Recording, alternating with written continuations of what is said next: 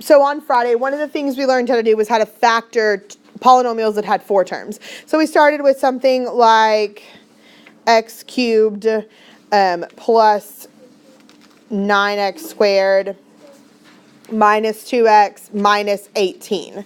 And we said, okay, how do we factor something that now has 4 terms? So they're different than anything else we've learned, but they're really not different though, because all of our polynomials that were started out as trinomials, we actually manipulated to have 4 terms. So when we have 4 terms, what do we do with it?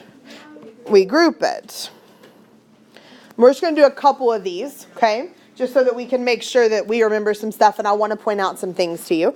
So x cubed plus 9x squared, what do they have in common? So if I factor out the x squared,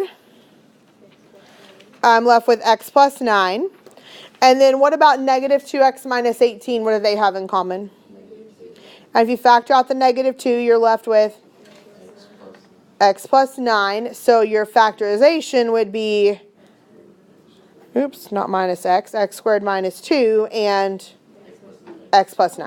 I got so confused when I watched it. Okay, so the next problem we're going to look at is x cubed minus 5x squared plus 9x minus 45. Again, not in your book anywhere, just something I'm giving you because I want to make sure that you've seen an example like this. It's a little bit different. You'll see why in a second. So again, there's 4 terms, and when there's 4 terms, what do? You group. So I'm going to group these 2 together and group these 2 together. And what do the first 2 have in common?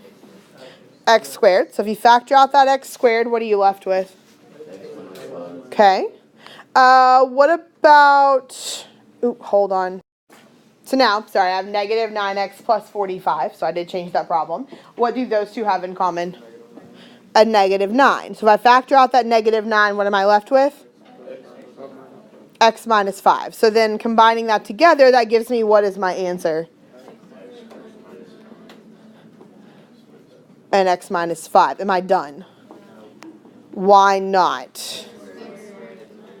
X squared minus 9 will factor again. So you have to make sure that you pay attention to when you're factoring things that are cubics, can you factor them again? Do they factor an additional time? Okay, so, and I know that on the homework, there's like 6 problems that are over this. I think it's like 13 through 15, 15 through 18, 13 through 18. Yeah. Okay, so a couple of those do end up factoring like this, where they have a difference of squares built in. So you need to make sure that you're paying attention to that. Okay, so you end up with 3 parentheses instead of just 2, because x squared minus 9 factored again. Page 381, and the explain to part, it says recognizing special factoring patterns. So you guys are used to factoring. That is not new information to you. You are actually used to seeing one of these special factoring patterns. So if you look at the first one, we know that when we have a difference of perfect squares, it's automatically going to factor into a plus b, a minus b. That's not new information. That is something we've been discussing since like September 1. There are 4 factoring patterns that we address. The first one is difference of perfect squares. The second one is perfect square trinomials. This one, I'm not going to lie, I don't focus on a whole lot because this one is harder to see. I struggle to see them as a math teacher, to look at a problem and say, oh, that's a perfect square trinomial. Like, I just don't realize that off the top of my head. These are problems that when you finish the factorization, that you guys, like, which y'all know how to factor trinomials, they turn out to be like x plus 5 times x plus 5. There is a special way that you can identify those, but it's not easy to see, because you have to really think about the problem and what it is and like, oh, this is how it works out. So that's one I don't spend time on, because I think you can factor it just as efficiently by just going through the process of factoring rather than remembering this formula and how it ends up working out. Okay? So the 2 that we're going to discuss today are the sum and the difference of cubes. Okay? So sum and difference of cubes is the same idea as perfect square or difference of perfect squares, except instead of being difference of perfect squares, it's the sum and the difference of cubes. So what are cubes? The exponents of 3. Give me some numbers that are cubes. 64 is a cube. Why is 64 a cube? 8 times 8. 4 times 4 times 4. Because 4 to the third equals 64. So 64 would be considered a perfect cube. What else is a perfect cube? 27. Okay, what is 27? 3 to the third. So 27 is a perfect cube. And it's a perfect cube because it's 3 to the third. Okay, what else is a perfect cube? 8. Why is 8 a perfect cube? It's 2 to the third. What you said 125? And why is 125 a perfect cube? Okay, so 5 to the third is 125. 2 to the third is 8. Okay, what else you got for me? 1 is a perfect cube. Why is 1 a perfect cube? Yep. Do you know that's probably the one most people forget? You just don't think about that 1 to the third is really 1. What's 6 to the third? 216. What about 7 to the third? 343. Okay. What about 8 to the third?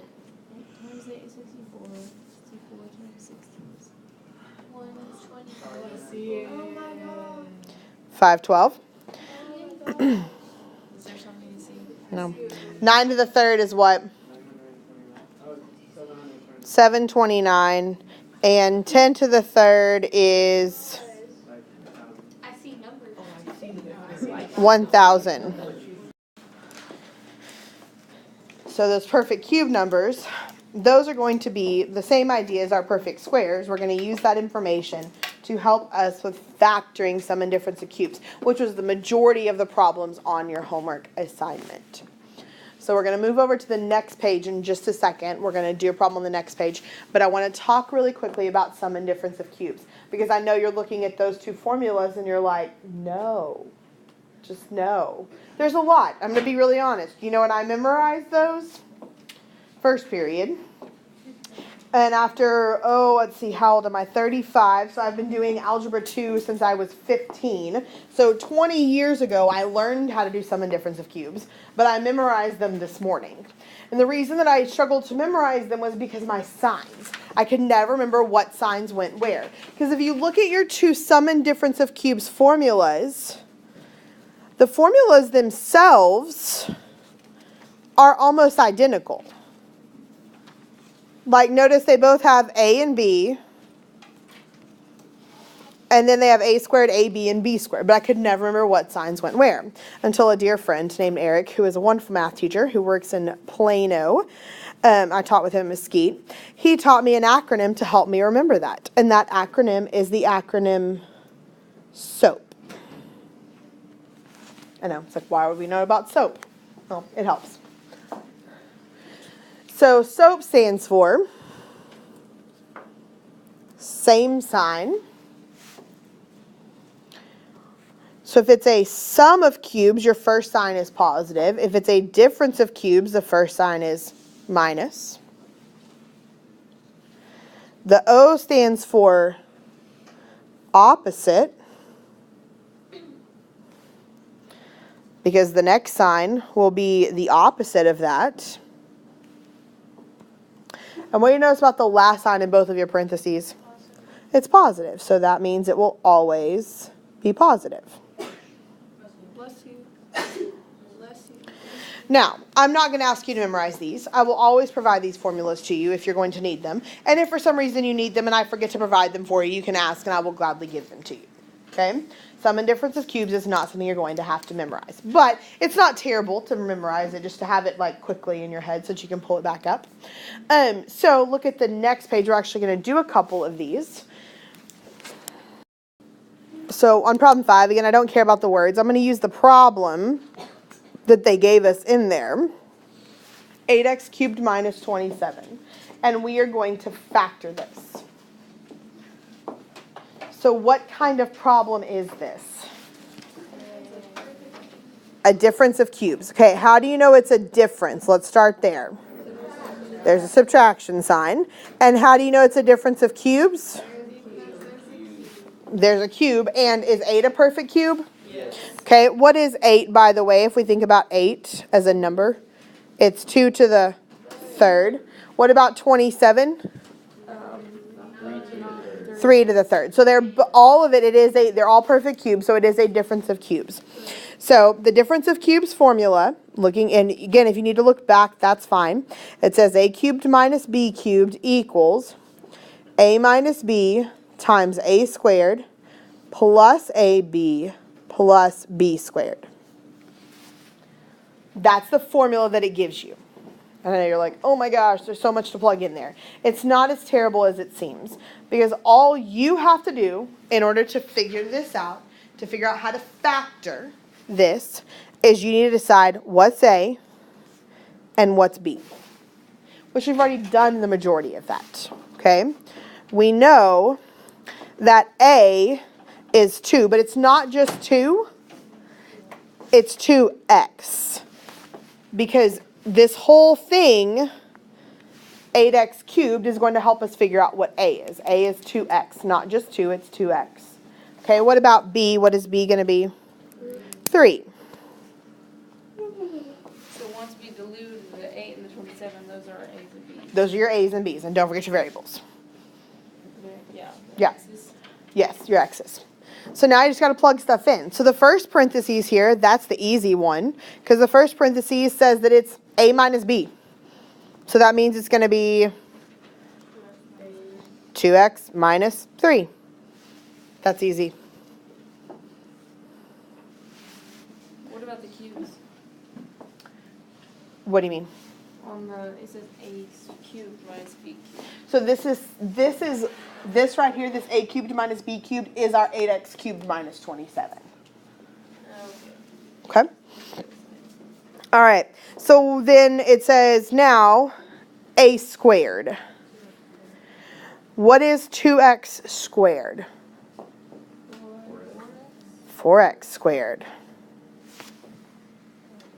When it says A squared, that means I need to take A, whatever A is, and square all of it. Not just the x, I have to square the 2. So it's 2 squared and x squared, which is 4x squared. Then, put the squared there? Yes. Because if I plug this in, if I rewrite this as A squared, then I would have 2x and the whole thing squared. Well, if 2x is squared, that means 2x times 2x. What's 2x times 2x? 4x squared. That's where the 4x squared comes from. Okay? The next part of this says A times B. So what's A times B? 6x. And then it says plus B squared. What's B squared? 9. And that's your final answer. And that is your factored form. You don't do anything to it? You don't do anything else to it. You don't do anything else to it. The reason why, and you can write this on the other page. Hold on. So you may want to write this down. That once you factor, it is a guarantee that this part here, this trinomial piece of your factorization, that trinomial piece will never be factorable. That trinomial piece will never be factorable, ever. You will never, ever, ever, ever, ever be able to factor that part. Because I know you're like, oh, it's a trinomial. Cool, A times C. Like, let's see what happens. It will never work. Like, if you plug those things, A squared plus AB plus B squared, if you literally take those pieces and you plug them into the quadratic formula, it works out to be an imaginary number every single time. You don't have to plug in numbers. Like, you can just plug in A, B, and C for your A's, B's, and C's, or A and B for A, B, and C, and it will, I promise, work out to be something that's imaginary, which means it's not factorable. Okay? So that part you will never, ever, ever be able to factor again. Okay, so we're factoring 40x to the fourth plus 5x. So what's the very first thing we look for when we're talking about GCF? That's not going to go away. You will always look for the GCF first. So what's the GCF of 40x to the fourth plus 5x? 5x. So if you factor out that 5x, what are you left with? 8x to the third plus 1. Okay. Can you factor 8x to the third plus 1? Why? It's a sum of cubes this time. Sum of perfect cubes. Okay, so if it's a sum of perfect cubes, all I have to do is figure out what is A and what is B. Because the formula tells me that the way a sum of cubes factors, so A cubed plus B cubed, is going to equal A plus B times A squared minus AB plus B squared. Again, don't need to memorize those. You will have them. They are there for you. But that's our two formulas. All right, so A. 8x cubed is here. So what cubed is going to give me 8x cubed? What is A going to be in this problem? 2x. Because 2x times 2x times 2x is going to give me 8x cubed. What about B? 1. Every time. Or anytime you have 1, it's always just 1.